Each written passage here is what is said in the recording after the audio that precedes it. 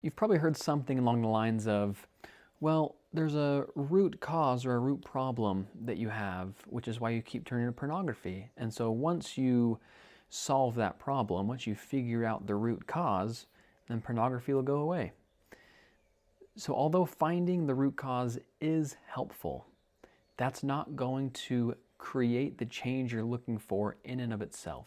So what then? In this episode, we're going to discuss why finding the root itself isn't enough, and then what you can do from there to finally put pornography behind you for good. Hey everybody, welcome to the Inner Revolution. This show is all about creating lasting change for you to become the person that you've always wanted to be. You are going to learn how to break these old habits and patterns around pornography and create an entirely new way of living that aligns with your values and who you feel like you really are. This is going to be one of the most challenging journeys that you are ever going to embark on, but I promise you it's worth it, and you can do it. You have what it takes to become the man or woman that you've always wanted to be. It's going to take an inner revolution. Now let's jump into the episode. Okay. I feel like this episode is long overdue, and thinking about it, I probably should have gone and checked. I actually don't know if I've ever talked about this before, which I might have, maybe on the What About Therapy podcast, but probably not on here. I'm not sure. But there's this thing that I've heard a lot, and I see it a lot going around on social media. There are entire courses built around this and things like that, which can be a little silly when it comes to root cause and stuff. But what I've seen, and what you've probably heard as well, is this idea that once we heal this root problem or figure out what it is, why you've been turning to pornography in the first place, once we fix that, then this whole problem that you have with pornography will start to go away or even vanish completely once we figure out what this root cause is. Now, one of the most important reasons, I think, to actually discover what the root cause is or was, whatever it is just a sense of relief. Really. Maybe it was from some trauma you've had growing up. Maybe it was due to loneliness when you were younger. Or maybe it's attachment wounds that happened after a rough breakup in high school or in college, or even after your divorce. Maybe you were emotionally neglected when you were a kid, or you struggled with things like anxiety, depression, shame. There are a lot of different reasons, a lot of different ways that this root cause could go, and it's going to be different for everybody, but some may be similar to others. But if you are someone who has found your root cause, you generally know why you've been going to pornography, you may find yourself saying, well, okay, I finally know why I've been acting out, but it's still happening and it's not going away. I want you to know that's normal. That's totally normal, and it's okay. It's in fact not normal to discover your root cause and then have this these urges and this habit you've created around pornography to just disappear. That is not normal. It can happen, sure, and it has. But for the vast majority of people, I'm sorry, dude, you're probably not that different. You're probably not that special, okay? Calm the ego down a little bit. So the whole idea around this, or the whole thesis, is that insight explains behavior, but it's, at the end of the day, it's not going to change any of the conditioning that you've created over the years. Does that make sense? I'm not trying to say that it's a waste of time trying to find the root cause of things, because I don't think that's true. I do think it is worth the time, but I don't think that it takes as long as people think, and I don't think that it carries as much weight as people tend to think it does. So at the end of the day, understanding why you started doesn't automatically just retrain your nervous system. Understanding why you started something doesn't automatically retrain what your nervous system has been doing for years, and sometimes even decades, right? But in general, most people do have a root cause as to what started them on this path of pornography. And it's important to remember that pornography was the solution to this root cause, right? So things like if you were in emotional pain, or you had relational disconnection, or a dysregulated nervous system, or it's just a learned coping strategy for everything that I've already mentioned, right? Pornography is often the solution to cope with those, not the actual core problem. And that's why it's important to actually understand the root cause, so then we can have an idea of where to go from there. And again, at the end of the day, you didn't train your brain into this pattern of through understanding, and so you're not going to train your way out of it just through understanding alone. Now, for the most part, the reason this is because conditioning outruns consciousness. What I mean by that is, by the time you think about a thought or a trigger that you're having right now, or an urge, your body's already set in motion, dude. It's already on its way to go PMO. Oh, and that's just the way it is. And so we have to figure out a way to break that cycle and to change it. Because by the time you say, oh wait, I'm having an urge, got it, let's go back to my root cause. Why am I watching pornography anyway? Most of the time, your brain's already set in motion, and it's going to be harder, pun intended, to actually step out of that cycle. Like, understanding alone isn't going to break that cycle. So you can still know your root cause, but still experience your normal urges, triggers, wanting to seek relief from those, etc. So once you do have your root cause figured out, it's important to know that porn worked for this. Porn regulated you. It helped you cope with these. The brain generally doesn't ask, is what I'm about to do actually healthy? What it remembers and what it asks is, did this work? Did this help? As in, did it relieve this pain that I'm trying to cope with or run away from? And with pornography, that answer is yes, at least in the short term, right? If you use it for coping.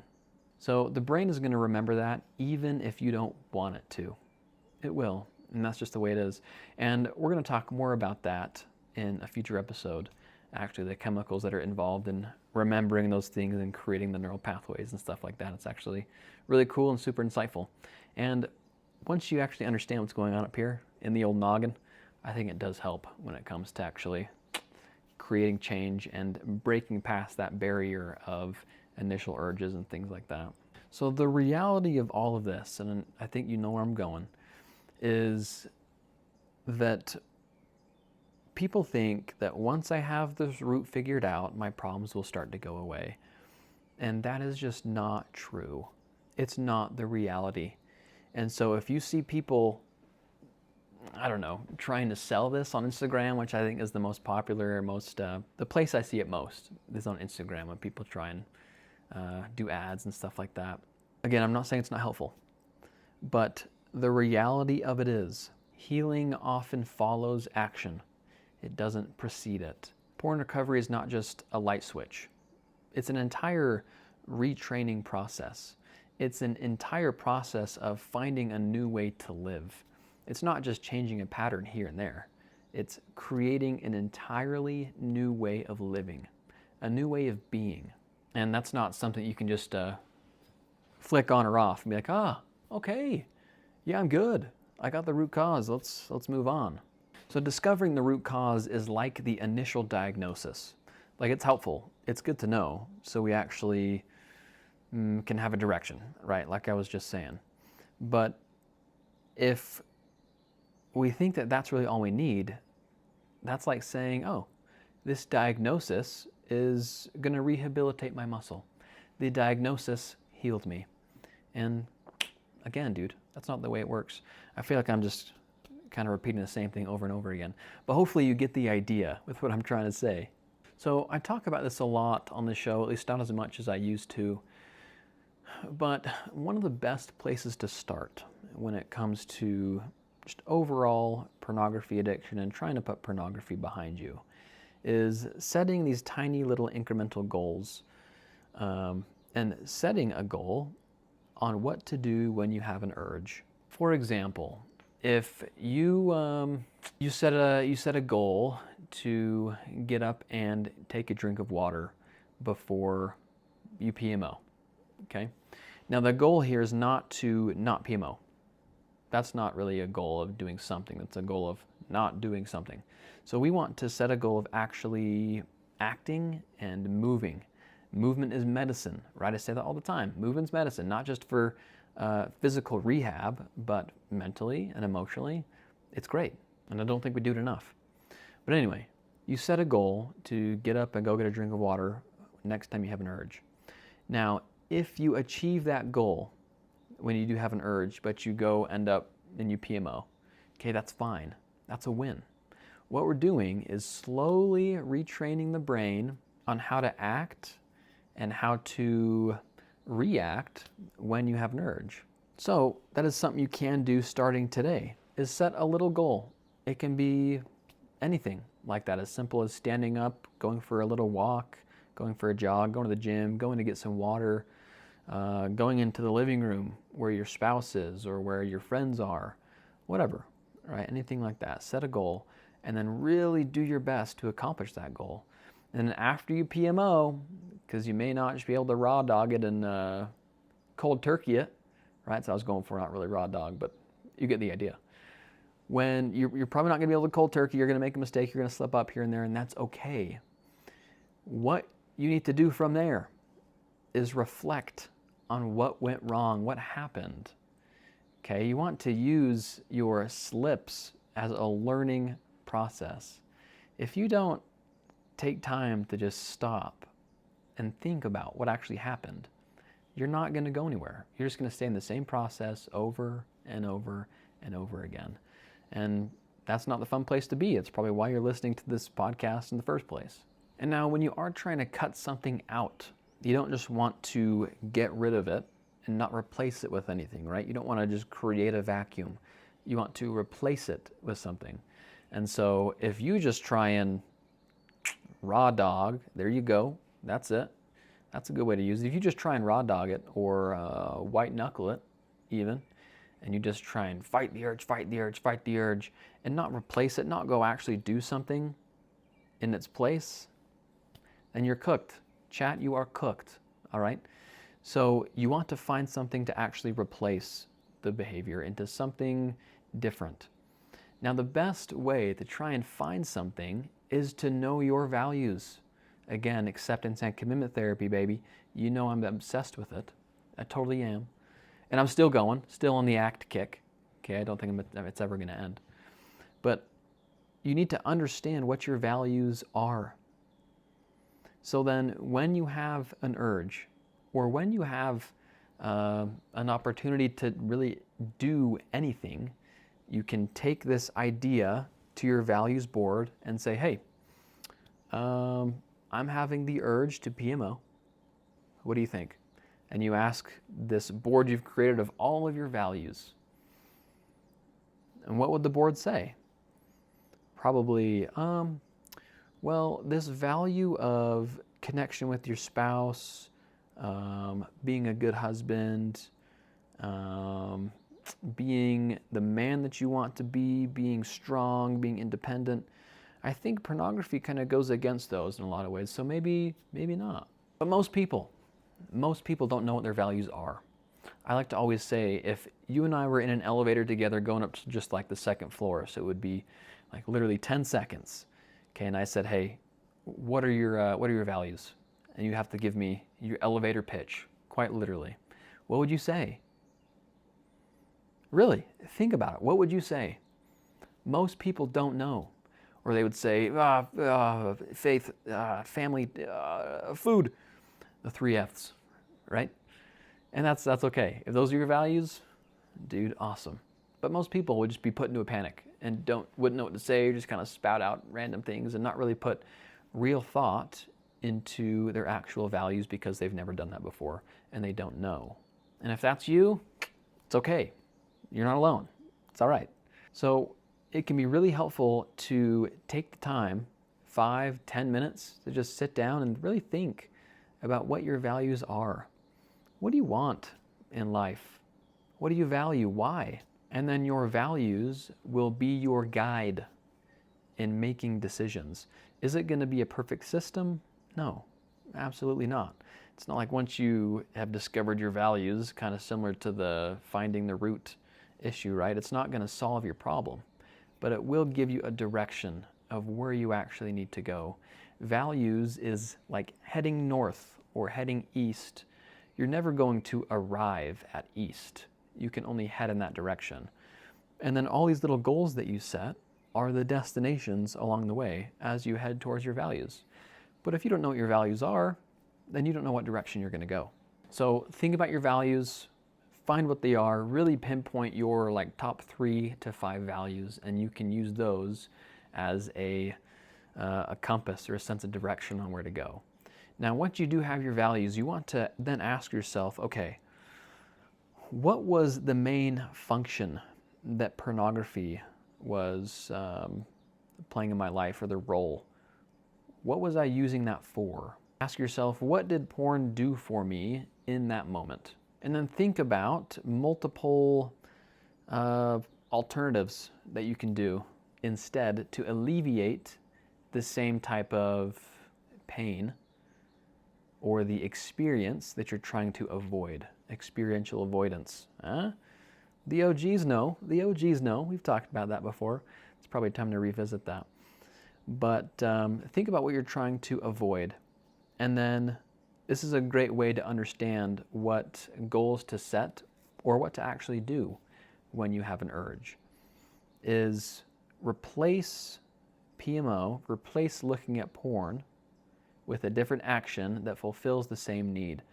Now, a super easy, fun acronym is HALT. We've talked about that before. HALT. Are you hungry, angry, lonely, or tired? That's a great one to ask yourself. If you're hungry, go and eat some food. If you're angry, chill out. Easier said than done. And there are different ways to do that. And I'm just playing. L, are you lonely? Go into the room with people. Go out. Go touch grass, as they say. Or are you tired?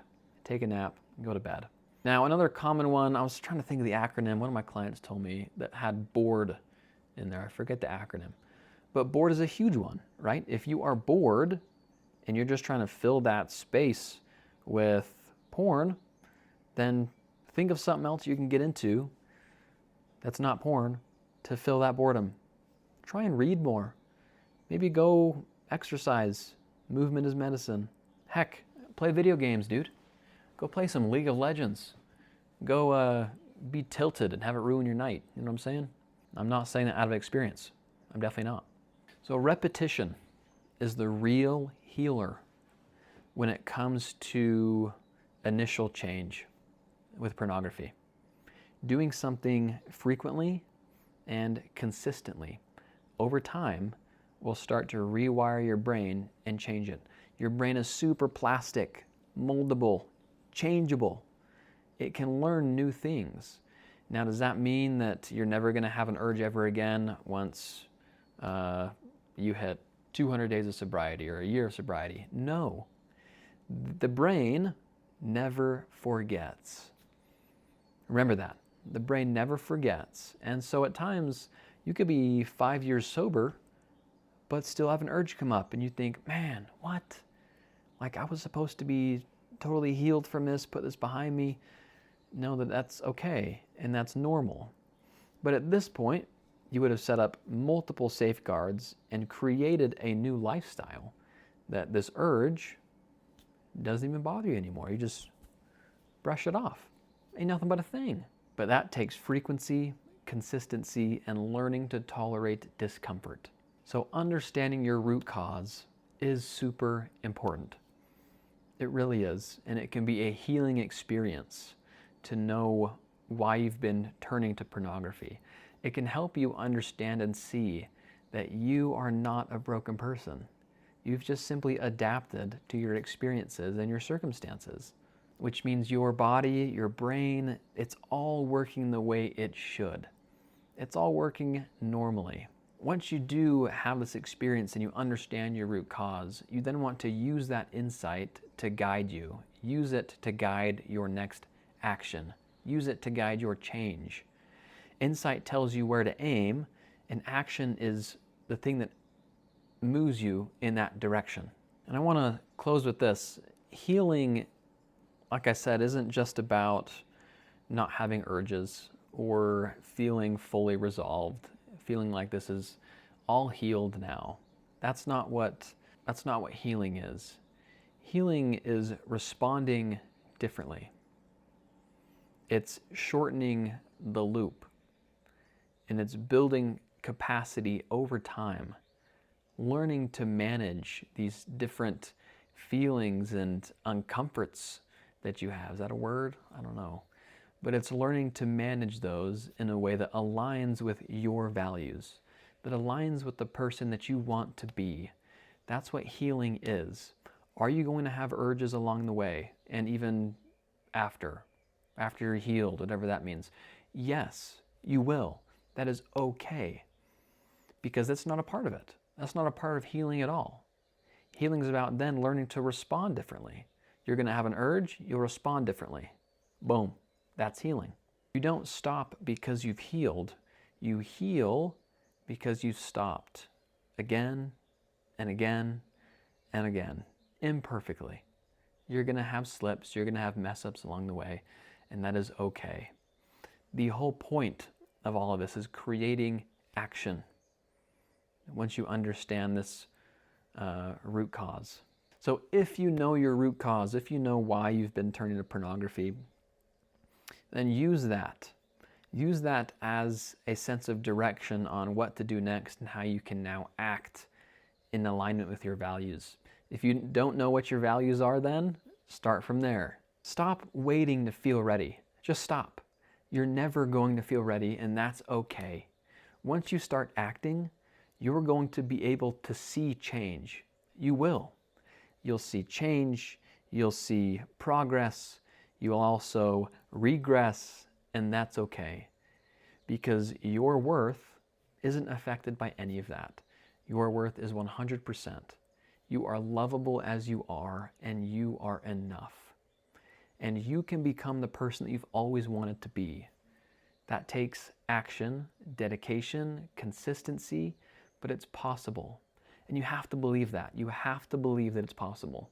Because you're going to have these dark days, dude. You're going to have some dark days where you have a slip, you have a relapse, and you're like, man, I was 85 days sober and I relapsed.